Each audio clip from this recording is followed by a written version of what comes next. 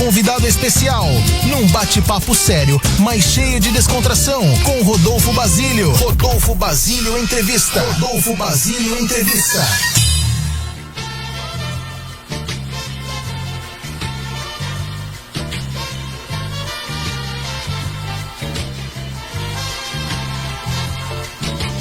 Rodolfo Basílio Entrevista. Alô, amigos, mais uma entrevista. Nossa entrevistada de hoje é o médico doutor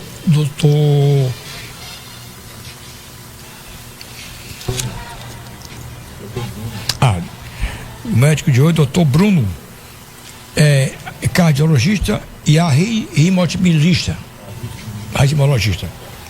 Doutor Bruno, muito bom dia e as suas considerações iniciais. Bom dia, Rodolfo Basílio. Sou o Dr. Bruno Pinotti aqui, cardiologista, ritmologista. É uma palavra meio que embola para falar mesmo. Até a doença é meio enrolada, né? Porque a arritmia é uma doença que envolve a irregularidade do ritmo cardíaco, então a pessoa fica toda confusa diante dessa patologia. Mas é um prazer estar podendo aqui participar do programa de vocês e tirar todas as dúvidas aí. Pois não.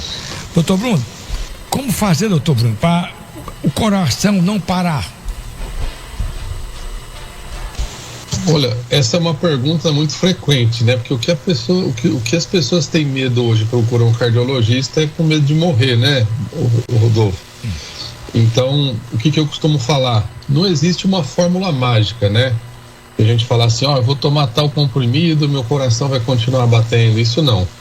Então, o que a gente tem que fazer bem feito? A nossa lição de casa, que é fazer o nosso check-up cardiovascular, né, pelo menos aí uma vez por ano, a depender se eu tenho aí alguma doença de base ou algum histórico na família de doença cardiológica. Fazer atividade física, uma hidratação adequada, né, evitar aí o uso abusivo de bebidas alcoólicas. Tivemos aí recentemente o carnaval e muitas pessoas aí passando mal, adoecendo aí da parte cardiológica por conta de uso de álcool e drogas, né? Então temos que reforçar muito essa questão, tá? Cigarro, uso de drogas, a gente tem que, obviamente, evitar também. E procurar sempre estar fazendo nossos exames de sangue, colesterol, glicemia, tireoide, tudo para que o coração ande aí em ritmo com a nossa vida e evite ele de ter o nosso pior desfecho, que é a parada cardiorrespiratória, né? Pois não. Doutor Bruno, a todos dizem assim, fazer um check-up. Doutor Bruno, existe check-up para a parte cardiológica? Existe sim, e eu acho que tem que ser cada vez mais bem falado sobre isso, porque é um tema que muita gente às vezes nem sabe. As pessoas, quando falam de check-up, pensam só assim, fazer os exames de sangue, estando tudo bem ali, tá tudo ok. E não.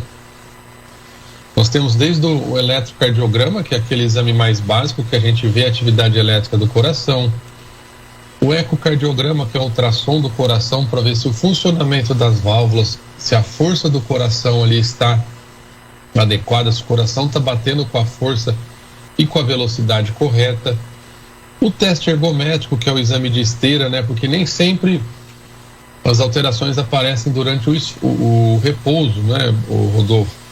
Às vezes a gente precisa fazer algum exercício, pôr o coração sobre um estresse, sobre uma atividade para mostrar alguma alteração. Aí existe o exame de esteira, que é o teste ergométrico, que vai mostrar essas doenças.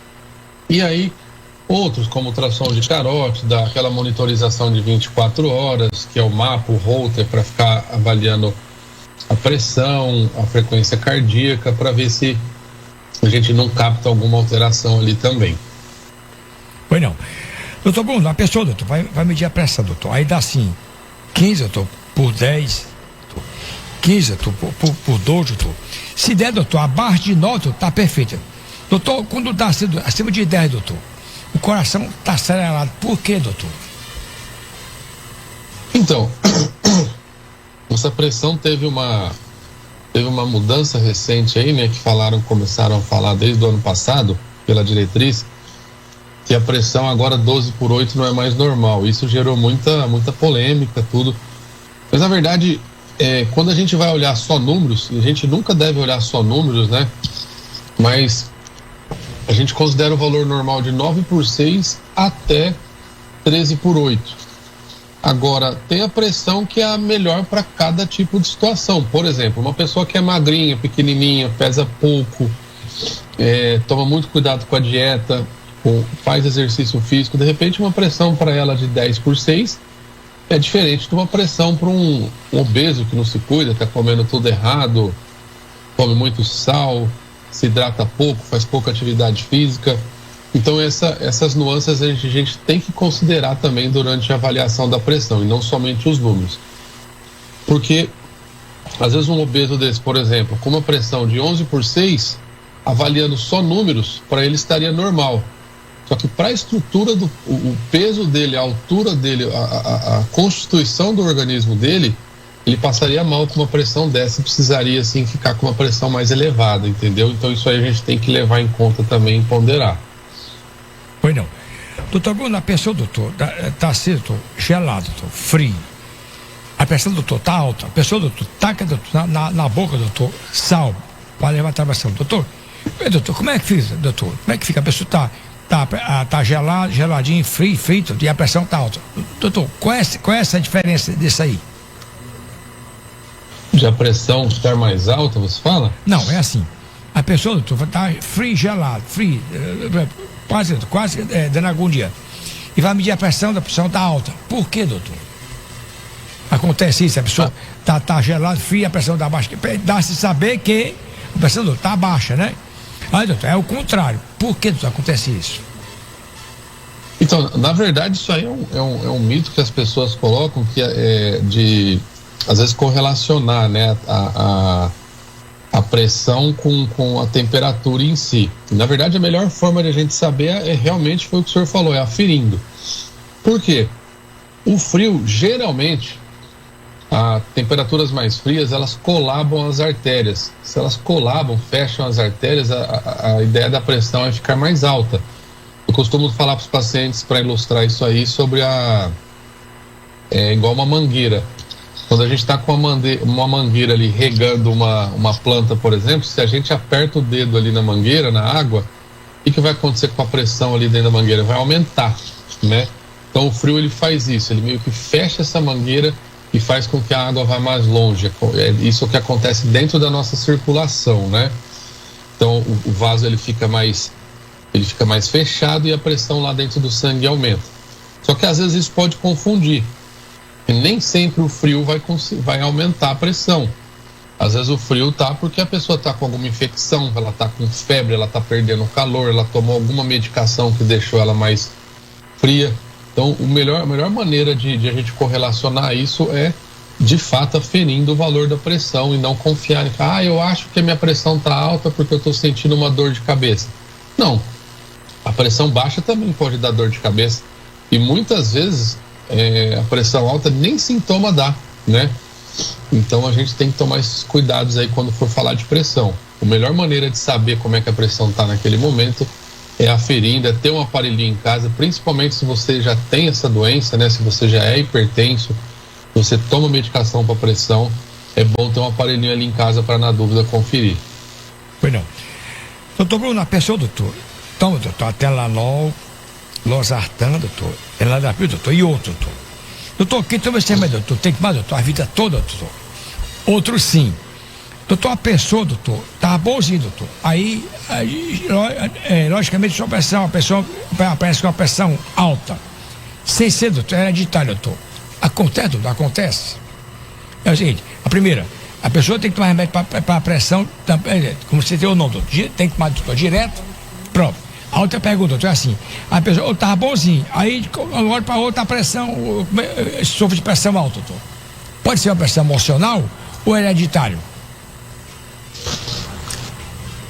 Muito boas perguntas, colocações, viu, Rodolfo Basílio? Porque são dúvidas frequentes que a gente tem aqui.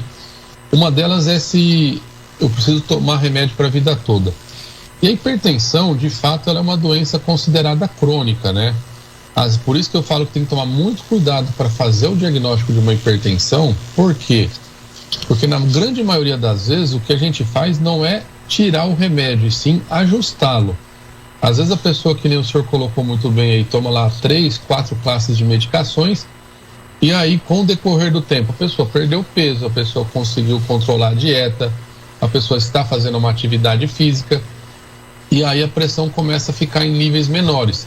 Aí a gente vai tirando medicação, vai ajustando dose da medicação, e pode até ser que com o passar do tempo, à medida que a pessoa se cuide, mude completamente o estilo de vida e permaneça com esse estilo de vida mudado, né? Eu costumo falar que às vezes o mais difícil não é só mudar, e sim manter a constância daquele estilo de vida. Aí aquilo lá pode ser com que ela até chegue a ficar sem remédio. Um exemplo muito comum que eu costumo citar para os pacientes é a questão da perda de peso. Hoje nós temos aí as canetas emagrecedoras, a própria cirurgia bariátrica em si. A pessoa lá, por exemplo, pesava 140 quilos, tomava 4 medicações. Agora ela pesa 70 quilos. Está cuidando da dieta, está cuidando da saúde, está fazendo exercício físico, aí ela não vai precisar mais de remédio. É uma das causas reversíveis aí do controle da pressão arterial. E temos as causas, como o senhor colocou, que são as causas secundárias, né? O estresse, tem algumas doenças que levam com que a pressão ela suba. Por exemplo, a apneia do sono, aquela pessoa que não dorme adequadamente à noite, acorda várias vezes durante a noite, não tem uma noite de sono reparadora. Isso é um fator também com que a pressão suba, né? Então a gente tem que sempre unir a parte hereditária, que influencia, sim, quem tem parentes aí de primeiro grau com hipertensão facilita a pessoa desenvolver um quadro de hipertensão arterial, que a gente chama de hipertensão arterial essencial, e temos os quadros secundários. Mas sempre quando a gente for pensar na situação da medicação ou não, sempre fazer o acompanhamento com o cardiologista, deixá-lo ver o que vai precisar mudar, o que a gente pode ajustar, porque às vezes a gente não tira toda a medicação, mas de 4 remédios, por exemplo, a pessoa passa a usar 1, 2 medicações. Isso aí já mostra que uma pressão está mais controlada. Isso foi muito bom esse seu levantamento, porque é uma dúvida que eu recebo assim, frequentemente aí no consultório, por exemplo. Pois não. Doutor Bruno, a pessoa, doutor, assim, tá gordinho, doutor. Aí, doutor, a mulher toma, doutor, um diurético, por exemplo, doutor, coisa assim, doutor, então, doutor, fora sem medida. Por que, doutor, a pessoa emagrece e faz mal tomar esse remédio à vontade? Esses remédios, na verdade, né, eles, além da função de fazer urinar mais, ele vai fazer você, ele vai tirar aquele excesso de peso que é por retenção de líquido, né? Porque às vezes o hipertenso, ele começa a reter muito líquido, e aí às vezes ele engorda 3, 4, 5 ou até mais quilos em decorrência dessa retenção de líquido. Então, fazendo o paciente urinar mais, ele acaba perdendo esse excesso de líquido. Inclusive uma queixa comum aí de quem é hipertenso, muitas vezes: doutor, minha perna está inchada, eu deito um pouquinho, fica inchado, eu acordo às vezes com o rosto inchado. Isso aí tem que ver também a questão dos rins, né? Os rins também são responsáveis pela retenção de líquido do nosso organismo. E na verdade o que esses remédios agem é no excesso de líquido, não naquele peso propriamente dito daquela massa de gordura, né? Porque muitas vezes pessoas falam: vou tomar um remédio, um diurético ali para emagrecer. Mas não é que você vai emagrecer, que você vai perder gordura, é que você vai perder o excesso de líquido que você estava retendo. E uma das grandes sacadas dessas medicações é que elas, junto com esse líquido, elas eliminam sódio. E o sódio é um sal que a gente tem dentro do corpo, né? É um mineral, um sal mineral, que nem aquele sal de cozinha que a gente tem lá, o NaCl, o cloreto de sódio lá. Ele é um sal que a gente tem dentro do corpo. Então, eliminando esse sódio, a gente também acaba controlando a pressão por conta disso.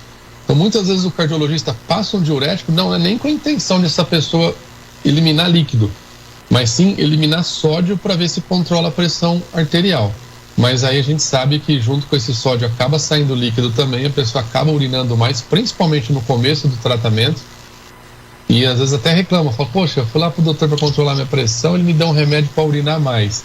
Então, a ideia não era urinar mais, era um efeito colateral da medicação, mas que jogando o sódio para fora do organismo eu acabo tendo um controle mais adequado da nossa pressão. Pois não. Doutor Bruno, a pessoa, doutor, está sendo arritmia cardíaca. Arritmia cardíaca. O coração, tum. Aí, doutor, o cara toma, doutor, metoprolol, doutor. Doutor, Por que a pessoa tem, doutor, arritmia cardíaca? O que é arritmia cardíaca? E por que a pessoa está assim? A pessoa não tem pressão alta, não tem nada, aí desvia o coração. Doutor, é medo ou é a cafeína? Exatamente. Isso é uma pergunta frequente também que a gente recebe sobre as arritmias cardíacas. A arritmia, por definição, Rodolfo Basílio, ela é assim, é uma alteração do ritmo do coração. E outra, pode ser tanto para mais quanto para menos, tá?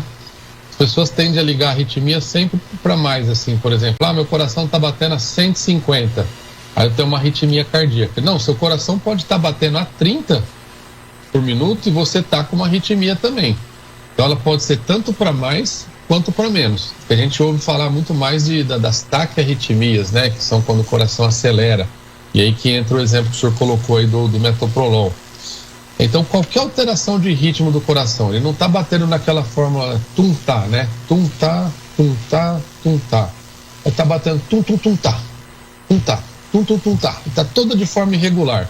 Isso aí, por exemplo, é uma das formas de arritmia cardíaca. O metoprolol é um remédio que a gente usa para controlar as taquiarritmias, ou seja, aquelas arritmias que aceleram o coração. Porque as arritmias que abaixam a frequência cardíaca do coração, o metoprolol, por exemplo, ele é até contraindicado. Aí a gente vê primeiro o quê? O que pode estar causando a queda da frequência cardíaca do coração do paciente? Será que é algum remédio que ele está tomando errado? Será que o coração dele de fato está adoecendo? Será que ele teve um infarto? Um infarto que pode lentificar a frequência cardíaca, o batimento? E aí a nossa arma-chefe nesse caso aí seria a indicação do marca-passo, né? O marca-passo, sim, é um dispositivo que a gente coloca ali embaixo da pele do paciente, no tecido subcutâneo, e ele sim aumenta a frequência cardíaca do nosso paciente que estava ali com uma arritmia de frequência baixa. Agora, o metoprolol e os derivados dele são para tratar as arritmias de frequência cardíaca alta. E aí a gente fala que as arritmias, Rodolfo, ela tem assim os gatilhos, né? Quais seriam os gatilhos? Por exemplo, o senhor citou aí do café. A cafeína, principalmente acima de doses elevadas, acima de 300, 400 miligramas por dia, seriam aí 2 a 3 xicrinhas de café por dia. Acima disso, ela pode fazer com que o coração acelere. O energético, por exemplo, hoje está em moda os jovens tomando muito energético, bebida alcoólica com energético, uma noite de sono mal dormida, o próprio estresse do dia a dia faz com que o coração acelere mais vezes, o coração bata numa frequência mais alta, e a gente tem que focar o nosso tratamento em cima disso também. E não só apenas deixar tudo, eu costumo dizer assim, deixar tudo na responsabilidade de um comprimidinho que muitas vezes não vai resolver. Eu tenho que diminuir a cafeína, eu tenho que parar o energético, eu tenho que ter uma noite de sono de maior qualidade, eu tenho que fazer exercício desde que eu fiz os exames, estão todos ok, e o cardiologista autorizou que eu fizesse exercício físico. Então é uma série de coisas que a gente tem que colocar em consideração e tem que ponderar para isso. Pois não. Doutor, qual é a diferença da arritmia, de uma doença de arritmia para uma doença cardiológica? Qual a diferença? É a mesma coisa? A arritmia, na verdade, ela é uma doença que afeta mesmo o coração, é uma doença cardiológica, né? A diferença é que a arritmia é uma doença do sistema elétrico do coração. Eu costumo falar assim, quando você está dentro de um quarto, você entra dentro do quarto da sua casa ou da sala da sua casa. Aquilo que você está vendo ali, as paredes, o teto, a cama, a parte mecânica, né? É a parte estrutural do coração. Só que quando você vai lá, aperta um botão para ligar a luz e a luz é ligada, por que aquela luz ligou? Porque tinha uma energia elétrica que saiu dali, daquele botão, passou por dentro de uma fiação e foi até lá em cima para ligar aquela luz. Então, as arritmias cardíacas são as doenças que acontecem nessa região, na parte elétrica, nessa fiação que o coração tem dentro do músculo. Só que a gente acaba não vendo, né? E sim é só através dos exames. Então, arritmias são doenças da parte elétrica do coração, que é na fiação do coração, na onde a energia elétrica é conduzida, até porque para o coração funcionar, para o coração bater, ele precisa receber uma energia elétrica. Aí ele transforma essa energia elétrica em energia mecânica de contração. Então eu digo assim, Atividade elétrica do coração é tudo aquilo que a gente não vê no coração, só que a gente sabe que está lá. É igual assim, dentro da parede você não está vendo que o fio está passando, mas está passando um fio que está ligando a luz lá em cima do seu quarto, por exemplo. Então, doença elétrica do coração, as arritmias cardíacas são sim um tipo de cardiopatia, de doença cardíaca, mas que afetam aí a parte elétrica do coração. Não. Quero abraçar meu amigo Bosco da Camisaria. Bosco, amigo, aquele abraço, viu? Doutor Bruno, doutor, é o seguinte, a pessoa sente um medo, doutor, ou seja, a notícia, tá o coração, pum, pum, pum. Por que, doutor? Você falou isso aí, por que acontece isso? Antes de acontecer, o coração dispara. Exatamente. Toda vez que a gente tem uma situação de susto ou de medo, né, o Rodolfo Basílio, há uma descarga de hormônios que a gente chama de adrenérgicos dentro do nosso corpo. O nosso corpo, de uma forma inconsciente, libera catecolaminas, libera hormônios, adrenalina, né, que é o hormônio aí do estresse. E esses hormônios, eles agem diretamente no coração. É igual assim, você está dormindo no meio da noite, você tem um pesadelo e acorda assustado.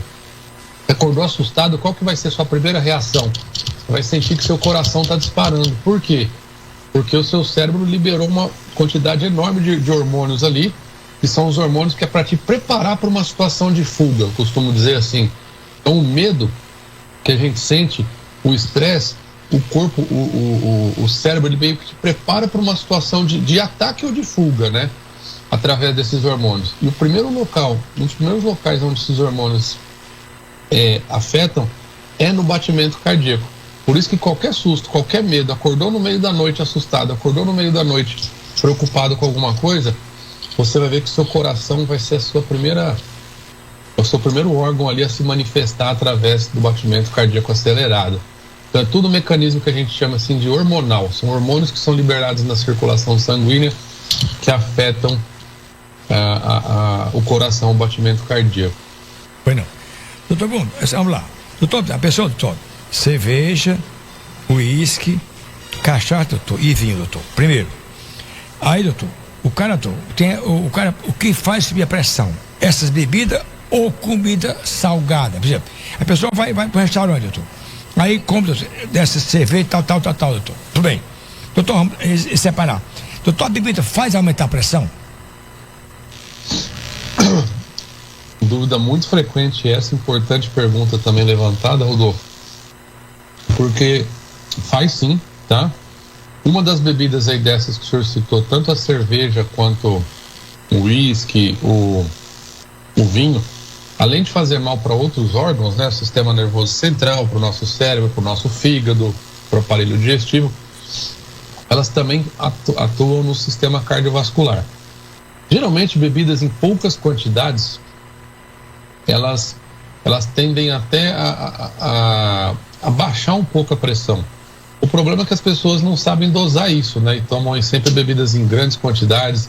Sempre quando vai beber tem as coisas que vêm aí sabotadas junto. Vou tomar uma cerveja, vou comer com amendoim. Vou tomar uma cerveja, vou comer com churrasco, uma carne mais salgada. Então essa confluência de fatores aí que fazem com que também a pressão suba. E a bebida alcoólica, tanto a cerveja quanto o uísque, os destilados de uma forma geral, com o tempo elas fazem o fechamento das artérias, né? Elas vão fazendo constrição arteriolar, que aí entra no exemplo que eu falei da mangueira lá, né? Quando a gente aperta a mangueira, a água sai com maior velocidade, com maior pressão. Então acabam sim com o tempo aumentando a pressão. Agora, o vinho já é uma exceção aí, claro que em menores quantidades também. 1, 2 taças de vinho aí não vai ser o que vai fazer o problema, que vai dar problema. Então, não que eu estou incentivando a nossa plateia a tomar, mas se tiver que escolher entre essas bebidas aí que o senhor citou, o vinho, 1, 2 doses aí diariamente já é uma bebida que traz menos problemas aí para o nosso sistema cardiovascular. Pois não.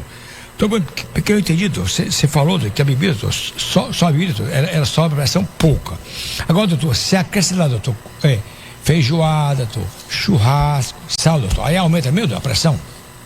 Se ele tomar só a bebida, está pouco. Aí, doutor, na comida, ele quer acrescentar churrasco, doutor, linguiça, doutor, aí a pressão aumenta mais rápido. Aí sim, aí aumenta mais rápido, porque aí é o excesso de sódio, as frituras, né? O que vem associado aí nessas alimentações também, né? Porque a bebida por si só, em pouca quantidade, ela não vai ter um poder de aumentar rapidamente assim a pressão. Mas que nem o senhor citou, tô tomando lá uma bebida, uma cerveja, comendo uma carne salgada. Aí às vezes aquela bebida que você precisaria tomar várias e várias vezes ali, várias frações durante vários dias para você ter um descontrole pressórico, você já vai ter ali naquele momento aí por conta do sal, por conta do sal da carne, do sal do amendoim, das coisas que vêm ali associadas mesmo com o uso da bebida. Você pode ver, Rodolfo, que muitas vezes a pessoa não vai ficar tomando cerveja ali sozinho, né? Sempre vai ter alguma coisinha ali para beliscar, alguma coisinha ali associada para estar acompanhando a bebida alcoólica. Então, além do poder da bebida poder causar aumento de pressão, principalmente assim quando é em grande quantidade ou até que seja em pequena quantidade, mas a longo prazo, né?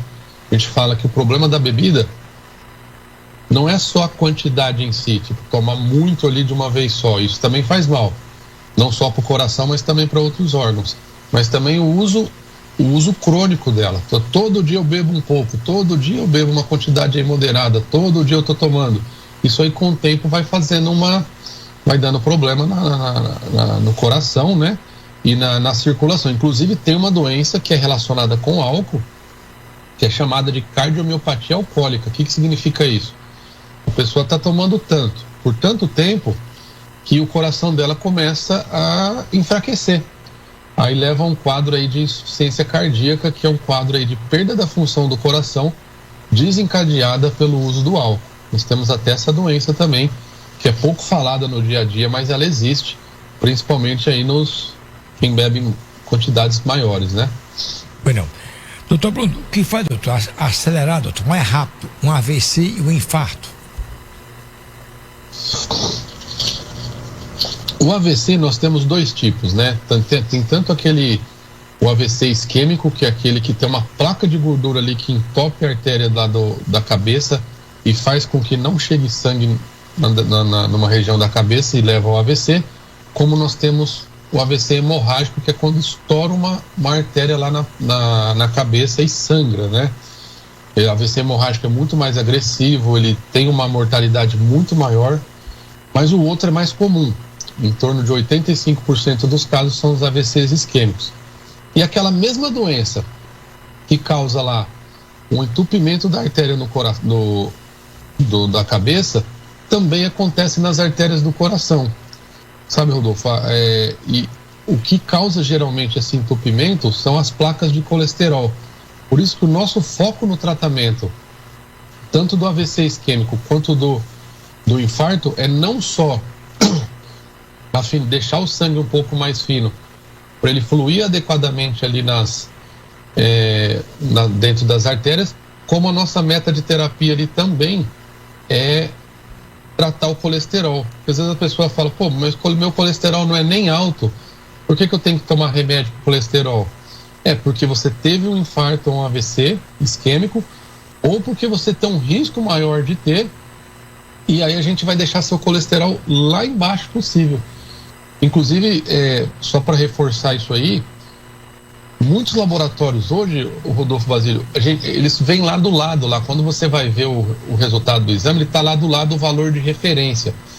Para colesterol, para triglicéridos, principalmente para colesterol, a gente não usa muito aqueles valores de referência, sabe? Porque às vezes a pessoa olha lá e fala, o meu colesterol tá bom pelo exame aqui.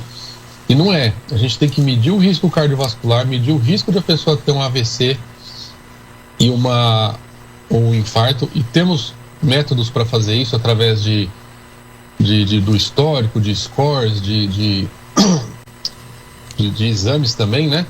E aí sim basear nossa terapia focada na diminuição do colesterol, que é o principal causador do infarto e do AVC, colesterol alto, né? Principalmente o LDL, que é aquele colesterol ruim, que é o que mais causa obstrução das artérias aí. Foi não. Doutor Bruno, porque meu coração está fraco. Doutor, o que faz, doutor, o coração ficar fraco, doutor? Por quê? Como acelera meu coração? Entendi, ó.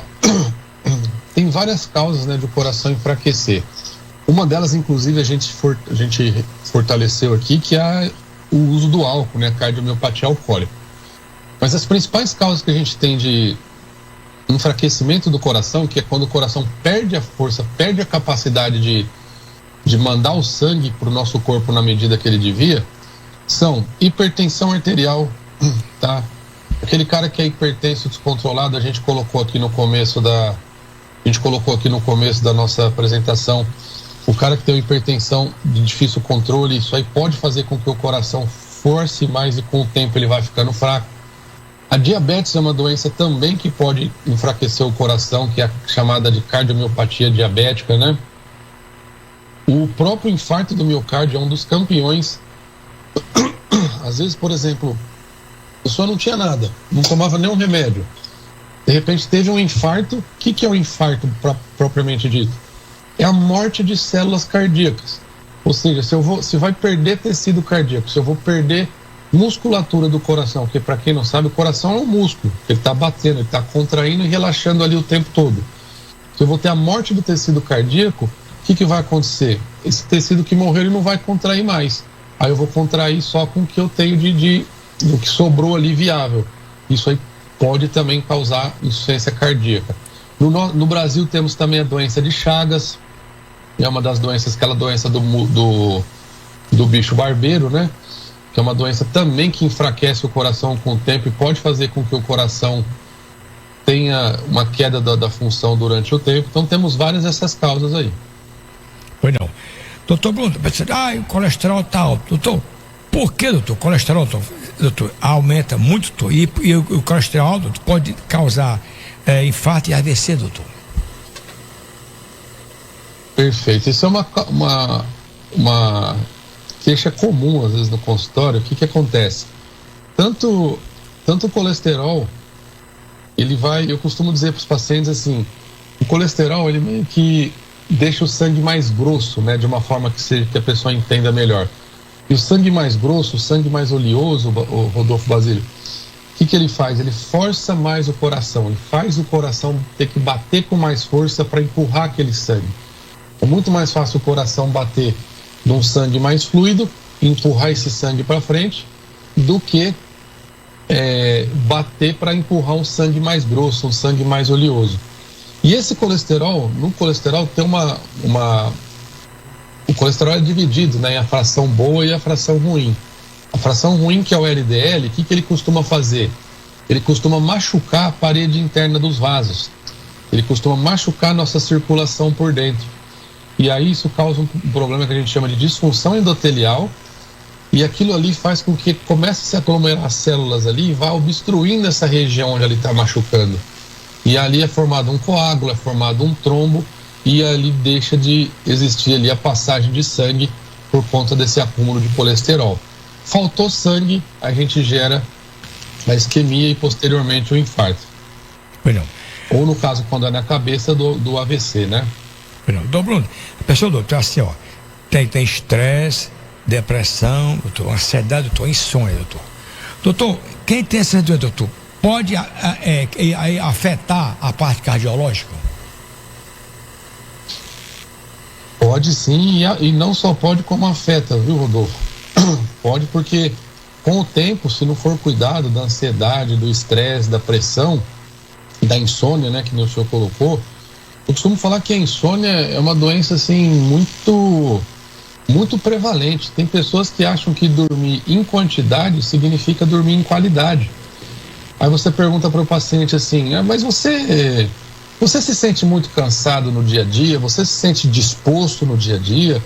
Ou você não, qualquer coisinha você já quer dormir, qualquer lugar que você encosta você já está com sono, já quer dormir, não sente disposto para trabalhar, para fazer suas atividades diárias. E aí você vai ver que aquele paciente, na verdade, ele sofre de alguma doença do sono, né?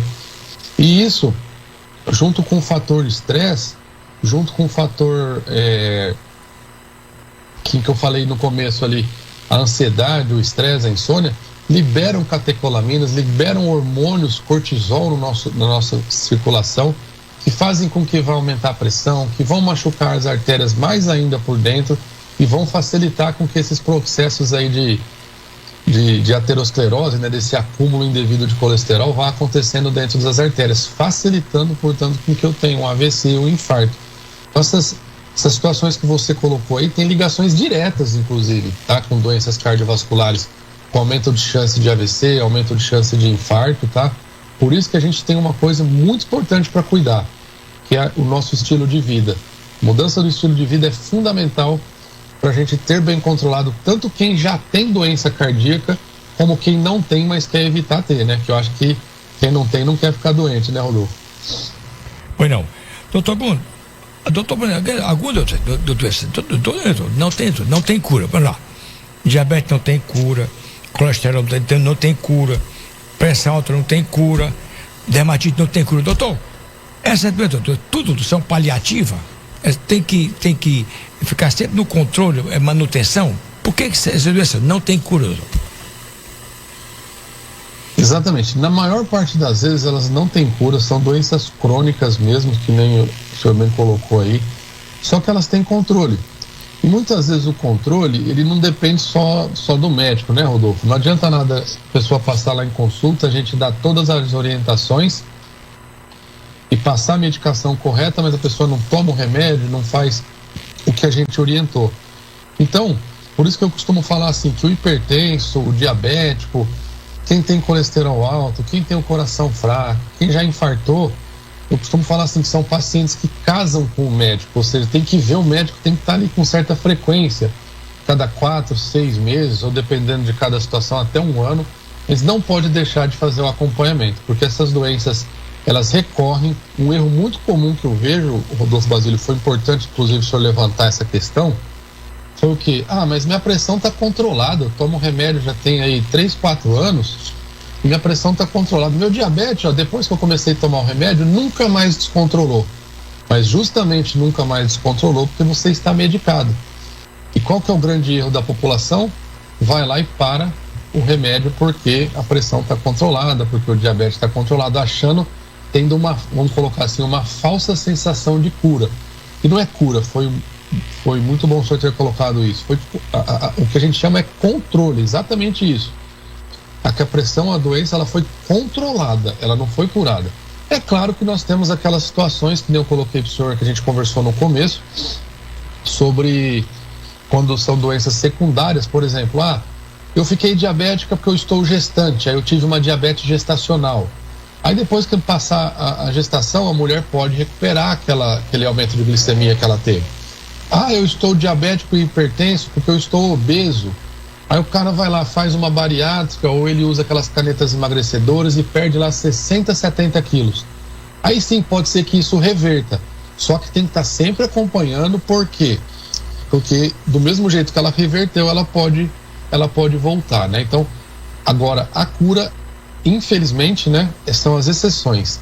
O que a gente tem de mais comum aí para essas doenças que o senhor citou são o controle, por isso que precisa estar bem afinado aí com o seu médico e para receber as devidas orientações e não parar um remédio de uma forma aí inadequada, né?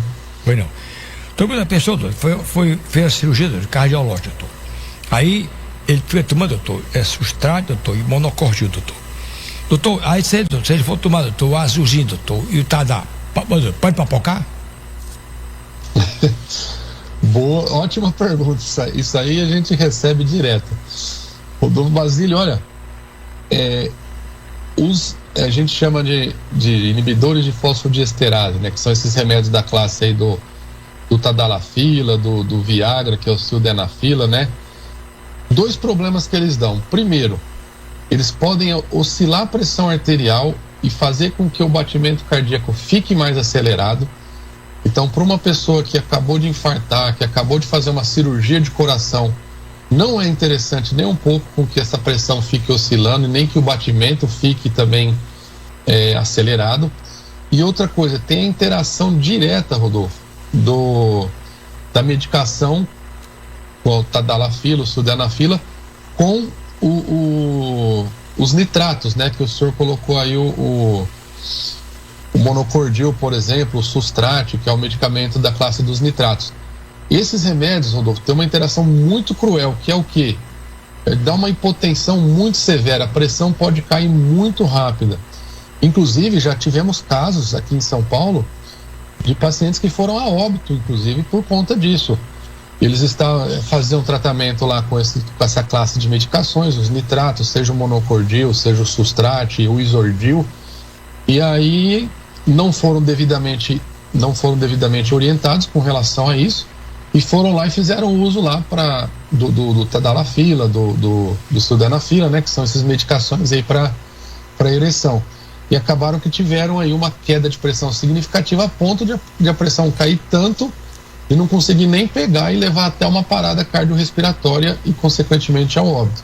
Então temos que tomar muito cuidado. Eu acho que todo perfil de pacientes que usa essas medicações tem que sair do consultório, tem que sair do hospital com essas orientações, não tomar esse tipo de medicamentos, porque a interação acontece e ela é grave sim, podendo levar ao óbito. Já tivemos alguns casos disso aqui em São Paulo. Graças a Deus não foram pacientes meus, mas infelizmente aconteceu.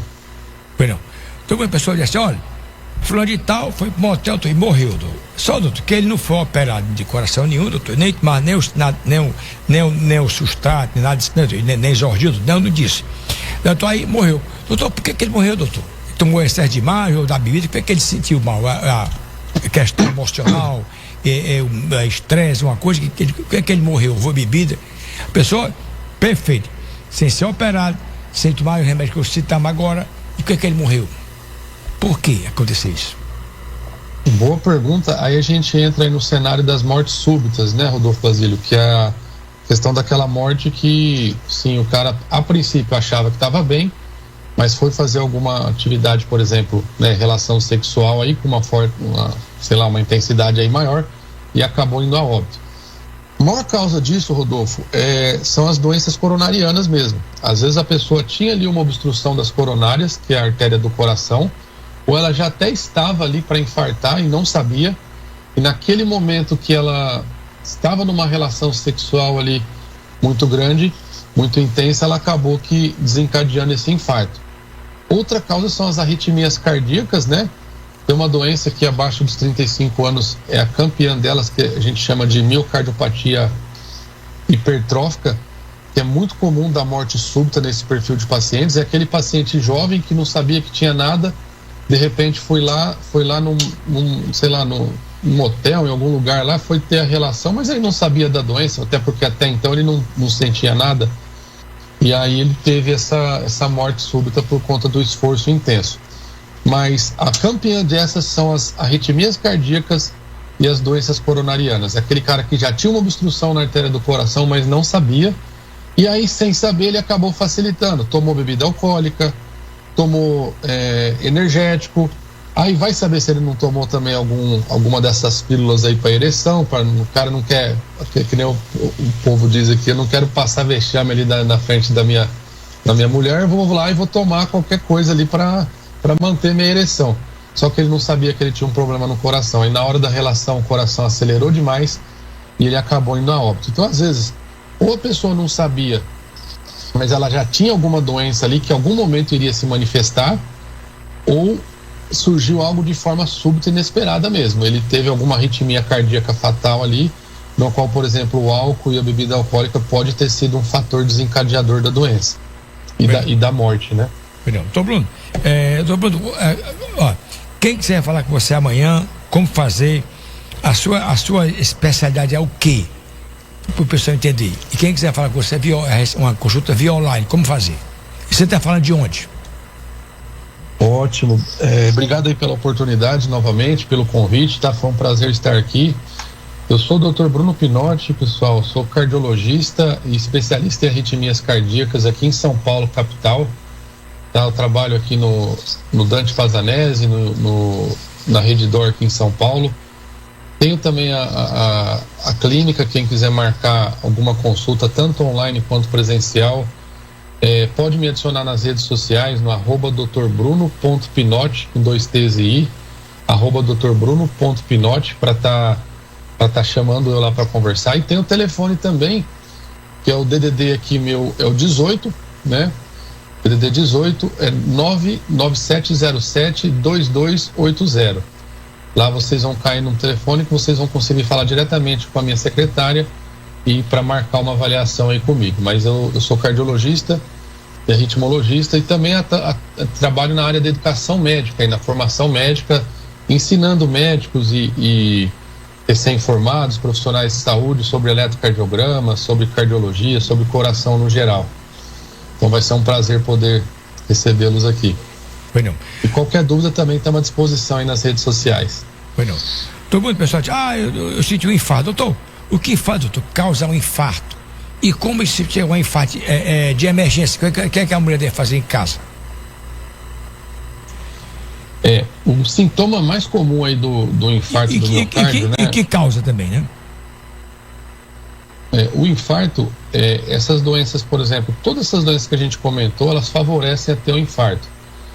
Hipertensão, diabetes, colesterol alto, né? No caso da mulher que o senhor comentou aí, tem a questão hormonal que ela aumenta maior o risco de infarto, de obstrução das coronárias após aí o período da menopausa, da perimenopausa, né? Por questão hormonal. E o principal sintoma do infarto seria a dor no peito, tá? É uma dor, Rodolfo, que é uma dor de forte intensidade que acontece aqui no centro do tórax. Ela pode irradiar para os braços, tanto para o braço esquerdo quanto para o braço direito. Pode irradiar para a mandíbula, para a região aqui do queixo, para as costas. E ela sempre vem associada, na maioria das vezes vem associada à falta de ar. Pode vir com palpitação, com uma sensação de um cansaço desproporcional ao que você estava fazendo. Por exemplo, eu estou parado aqui na cozinha de casa, é normal estar cansado? Poxa, não é, né? E tem os sinais dos equivalentes anginosos também, que são o quê? Aquelas pessoas que têm um infarto sem dor. Isso é muito comum em mulheres, muito comum em idosas, muito comum em diabéticos, por questão de neuropatias, ter o infarto sem dor. Que é aquele infarto que vem assim, é um mal-estar, alguma coisa ruim aqui no tórax que eu não consigo definir muito bem, e às vezes é uma dor no estômago, né, uma dor que a gente acha que é estômago aqui, vai ver a parede de baixo do coração que está infartado. Então, sinais que a gente tem que tomar cuidado: cansaço ou falta de ar, dor no peito, aceleração no coração, tá? E uma dor que irradia, uma dor de forte intensidade persistente. Tem que acionar aí o SAMU, tem que acionar aí o atendimento, tem que ser levado para o hospital. Não vá para o hospital sozinho, a não ser se não tiver uma outra chance. Pede para alguém te levar, ou aciona aí o 192, 193, que são os serviços aí de resgate, que você pode estar infartando, e só o médico lá na hora, com o eletrocardiograma em mãos e com seus sintomas, vai saber te falar com mais detalhes se aquilo pode ou não ser um infarto. Não. Doutor, duas perguntas, doutor. Doutor, qual a diferença de uma dor muscular com uma dor no coração, doutor? Primeira. Segundo, doutor, demência e formiguete na mão, o que é isso? Exato. A primeira pergunta é uma pergunta muito comum também que a gente recebe aqui, que a dor de origem muscular, eu costumo falar para os pacientes que é a dor que a gente consegue tocar, viu, Rodolfo? Então, assim, se eu tô com uma dor no peito, uma dor meio esquisita aqui, aí ela tá muito localizada numa região específica só, e eu apertei aquela região com o dedo, aí aquela dor se intensificou, fala mais a favor de uma dor muscular, de uma dor no nervo, de uma dor ali na caixa torácica mesmo, ali para fora. Porque eu costumo dizer o seguinte: a dor do coração a gente não consegue tocar. E o coração, ele dói sim, tá? Muito pelo contrário do que as pessoas pensam, o coração dói. A diferença é que eu não consigo tocar na dor do coração. Então a dor muscular, eu aperto, ela dói na onde eu tô apertando, entendeu? Naquele local especificamente. Então, se eu tô apertando alguma região aqui, ela tá doendo, mas tá persistindo muito, mas tá esquisito, eu nunca senti essa dor, vá até o hospital, faz um eletrocardiograma pelo menos, passa numa avaliação médica, para pelo menos descartar, gente, porque a doença que mais mata no Brasil e no mundo são as doenças cardiovasculares. Então não corra seu risco de perder sua vida de bobeira, não. Outra coisa, dormência e formigamento aí nas mãos, né? Uma das coisas que a gente tem que pensar também é coração, sistema cardiovascular, principalmente quando ela vem associada à dor. Por exemplo, estou com uma dormência no braço aqui e tá com uma dor aqui estranha no meu braço, mas não tá doendo o peito, só o braço. A dor do infarto, ela pode se manifestar também como uma dor só no braço, tá? E problemas ortopédicos, problemas na coluna também podem dar formigamento.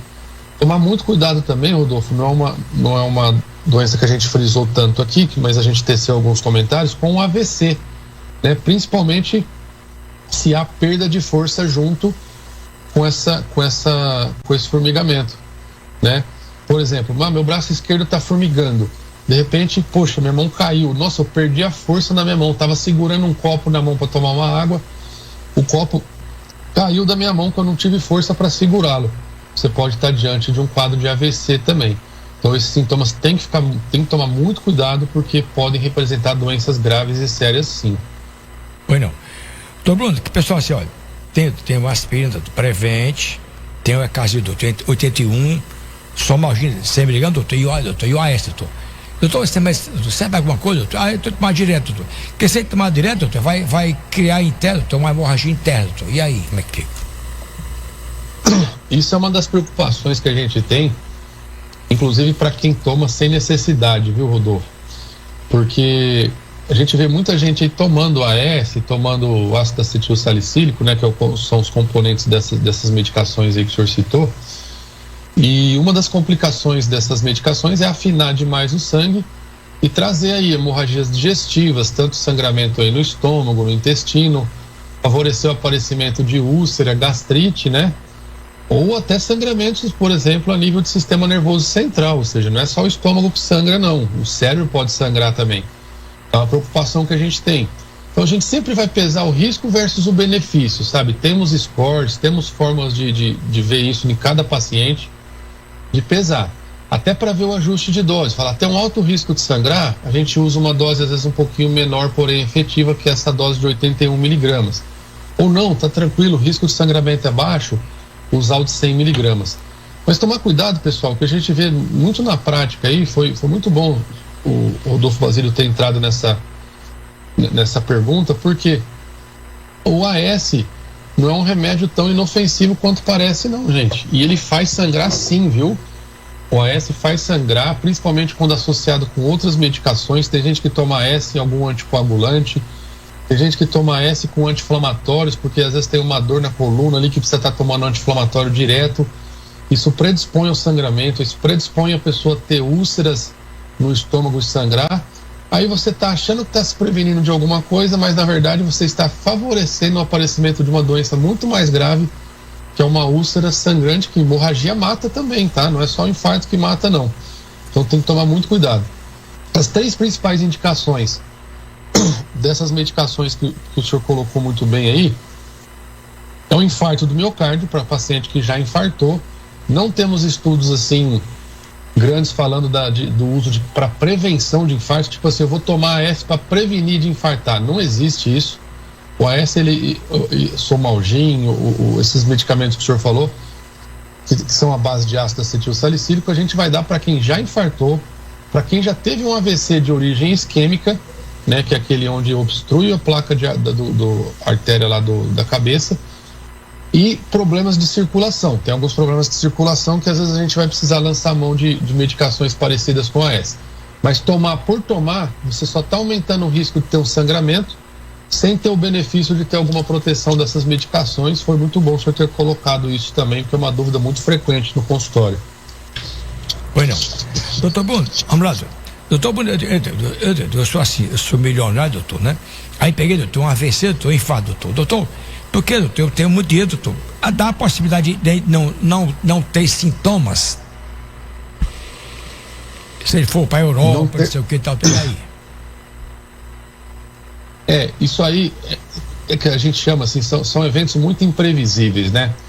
Por isso que tem que estar com os exames, o check-up, assim, a avaliação, tudo muito bem feita, porque até numa viagem a gente desenvolve o risco de ter algum evento desse, por exemplo. Que nem o senhor está bem, fez os exames agora recentemente, de repente foi para uma viagem lá para a Europa. Aí durante o percurso lá no avião, você teve uma trombose na perna. A gente sabe que a imobilização prolongada, ficar lá muito tempo sentado sem movimentar as pernas, por exemplo, pode desencadear um trombo, uma trombose, essa trombose ir para o pulmão e acabar prejudicando o coração. Então, É difícil porque são eventos imprevisíveis, eles podem acontecer a qualquer momento, não tem como a gente prever. Às vezes o que a gente consegue fazer é o seguinte: tem exames que a gente consegue estimar o risco da pessoa, falar assim, ó, fulano, o senhor tem condição de fazer o exame tal? Então vamos fazer, porque esse exame vai mostrar que o senhor tem um risco muito maior de ter um infarto ou um AVC. Aí a gente vai fazer as medidas para amenizar esses riscos. Mas mesmo com esses exames, mesmo com toda a avaliação, ele mexe, a gente vê por aí, né? Pessoas infartando, pessoas tendo um AVC, e sendo que está sempre fazendo um acompanhamento médico. E lembrar que nenhum exame, gente, ele é 100% efetivo. Tá? Você pode acabar de fazer o exame, estar tudo bem, num dia depois ter um infarto e morrer. Então, infelizmente, não existe exame, né, 100% garantido assim de sucesso, que você não tenha doença mesmo. Não. Todo mundo, olha, tenta, é assim, magnésio de malato, magnésio de trionato, aí tem, doutor, aqueles ômega não sei o que, aquele remédio natural da oficina, doutor. Doutor, aquele remédio é o seguinte, ali, doutor, que a televisão vai toda hora, tem ator que faz, até padre faz, doutor, que cura tudo, doutor. Doutor, aquele remédio, doutor, cura, doutor, ou é só suplemento alimentar, doutor? Nem faz bem, nem faz mal, doutor. É verdade? Temos que tomar muito cuidado com isso, porque existem muitas falsas promessas por aí, né? E muita gente que, o que a gente comentou no começo, falar da questão de não existe nenhuma droga mágica, nenhuma medicação milagrosa, né? Tem gente que às vezes se defende nisso, fala, não, eu tomo magnésio, eu tomo ômega 3, então eu nunca vou ter doença nenhuma. Na verdade, o ômega 3, a maior indicação dele, por exemplo, é para triglicérides, para quem tem aumento do triglicérides, e ainda só dois tipos de ômega 3 que funcionam, que não é o habitualmente comercializado aqui no Brasil. E pode ajudar um pouco, tem aquele efeito placebo de ajudar um pouquinho a pessoa está tomando, ajuda um pouquinho na memória, na circulação, tudo, mas nada assim, estudos grandes mostrando o benefício dele. O magnésio, isso que o senhor chamou a atenção aí, ele tem o glicinato de magnésio, que é o Magnem B6, aí cai um pouquinho na minha área, que é a questão das arritmias. Alguns pacientes com arritmias cardíacas podem fazer uso do magnésio não só para tratamento, mas como para prevenir a recorrência de arritmias. Isso aí a gente tem o Magnem B6 e o Pidomag B3, que são duas fórmulas de magnésio que podem ajudar. Mas, como comentei no início, não existe nenhuma fórmula milagrosa, e cuidado com essas falsas promessas. Às vezes o cara só quer te vender alguma coisa ali e seu risco vai continuar o mesmo. E outra, você fazer uso dessas medicações sem saber, por exemplo, eu vejo muito hoje também, Rodolfo, questão de vitaminas, pessoas tomando muitas e muitas vitaminas. Essa semana mesmo eu vi alguns pacientes que estavam com níveis de vitaminas já tóxicos altos lá em cima, que podem prejudicar os rins, pode prejudicar o fígado, mas tomando porque alguém falou para elas que era bom tomar aquilo lá para não ficar doente, sendo que ela estava adoecendo por excesso de vitaminas. Então tem que tomar muito cuidado, e a melhor maneira é conversar com o seu médico e sanar suas dúvidas em relação a isso. Eu falo que medicamentos, até suplementação hoje, está muito arriscado a gente tomar sem um segmento, sem um acompanhamento correto, porque tem muito charlatão por aí, tem muita gente tentando vender remédios aí pra gente com falsas promessas e na verdade não tem benefício nenhum. E pior, né? Quando não tem benefício, mas tem o risco de fazer mal, que nesses casos das vitaminas aí, mal pro fígado, mal pros rins, aí é pior ainda, né? Porque além de não estar fazendo bem, tá fazendo mal. Não. Doutor, é efeito psicológico, doutor? Exato, é aquela história. Que nem um paciente meu esses dias começou a tomar lá uma fórmula de magnésio. Ele me falou que depois que ele começou a tomar o magnésio, ele começou a se sentir melhor. Só que eu já tinha feito todos os exames cardiovasculares nele, eu já tinha feito todos os exames de sangue nele e estava tudo bem. E aí o que eu falei para ele? Tudo bem, se você está se sentindo bem com esse magnésio aí que você está usando, continua tomando. Vamos tomar mais um tempo aí, mas vamos monitorar seus níveis de magnésio. Mais para frente a gente faz um exame de sangue de novo, ver como é que está. O que não pode, né, Rodolfo, é tomar, Deus dará, assim, tomar e deixar ficar tomando, de repente procurar um médico só quando o rim parar de funcionar, ou só quando o fígado parar de funcionar, quando a pessoa fica toda amarela, né, que é a icterícia, que às vezes é um problema de fígado grave, ela falou, opa, agora deu ruim, agora eu tenho que procurar o médico. Não, o médico tem que vir antes da doença, o médico tem que ter um efeito hoje mais protetor e mais assim de prevenção do que de você esperar ter alguma complicação para procurá-lo. E o efeito placebo, que foi isso que o senhor colocou, tô tomando, tá me dando bem, se eu vejo pelos exames, que não tá fazendo mal, também não vou ser radical ao ponto de falar, para de tomar isso aí.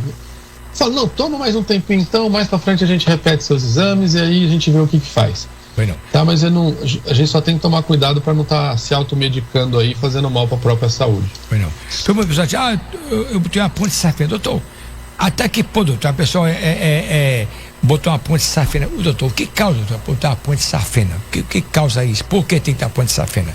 Tem que botar mesmo ou pode ficar sem a ponte de safena?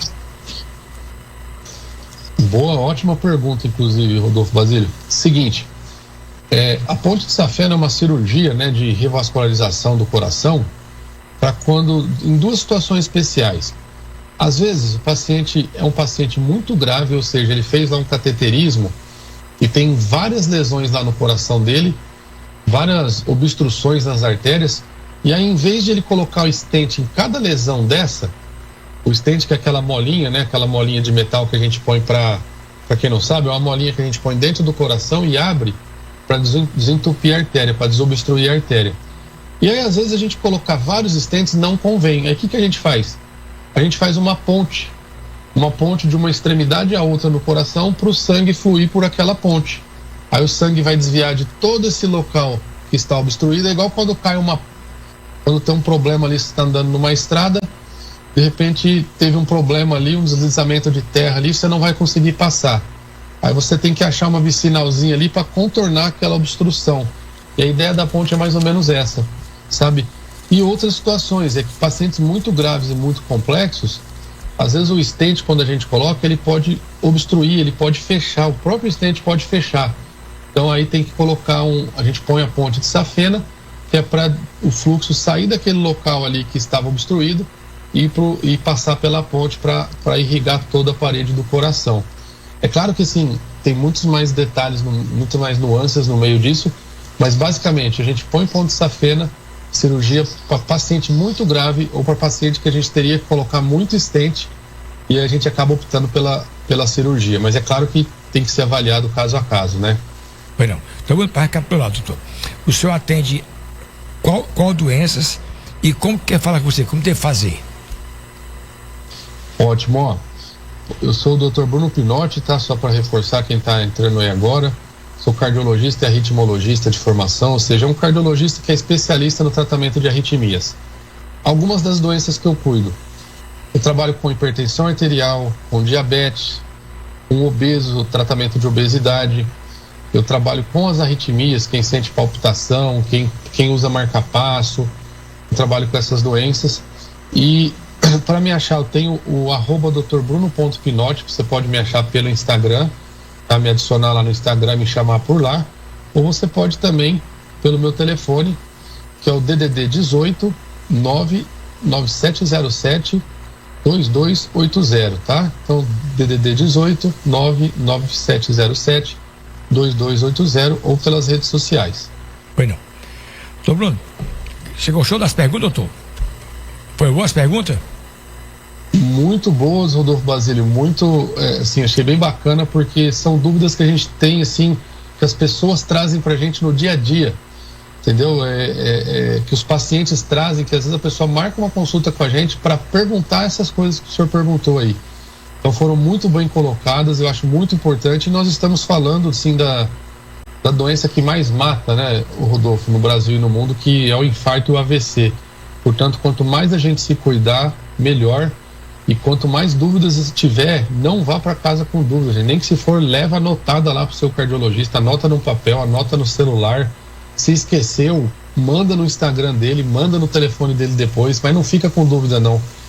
Porque foram levantadas muitas questões aqui, que o Rodolfo colocou, que realmente, se não for bem adequado, se não for bem orientado, o paciente faz errado e vai ter complicações por conta disso. Pois não. Esteve aqui o médico Dr. Bruno Pinotti, cardiologista e arritmologista. Doutor, muito obrigado. Eu tenho as suas considerações finais. Imagina, Rodolfo Basílio, foi um prazer estar participando aqui com vocês, dando essas informações para a população, que são informações muito prudentes, perguntas muito elaboradas, muito bem feitas. Agradeço muito ao senhor e a sua produção aí pela oportunidade de estar aqui falando de um tema tão importante. Me coloco à disposição aqui também para eventuais futuras dúvidas ou programas que queiram falar mais sobre o assunto ou sobre algum assunto específico da minha especialidade. Gente, o recado final que eu digo é: não existe uma fórmula mágica, uma cápsula que vai cuidar de tudo. Cuidado com os charlatões, cuidado com o que querem te vender por aí. A forma melhor é você procurar um atendimento médico e vai ser bem orientado. Mudança do estilo de vida é muito importante, às vezes até mais importante do que muita medicação que você está tomando aí, que é dormir bem, fazer atividade física, cuidados da alimentação, na dieta, perda de peso. Isso aí às vezes vale mais do que esses comprimidos que vocês estão tomando. Então, muito cuidado com isso. É um prazer estar aqui falando de um assunto tão importante. Muito obrigado, doutor. Até a próxima. Valeu, Rodolfo. Um abraço. Obrigado, gente.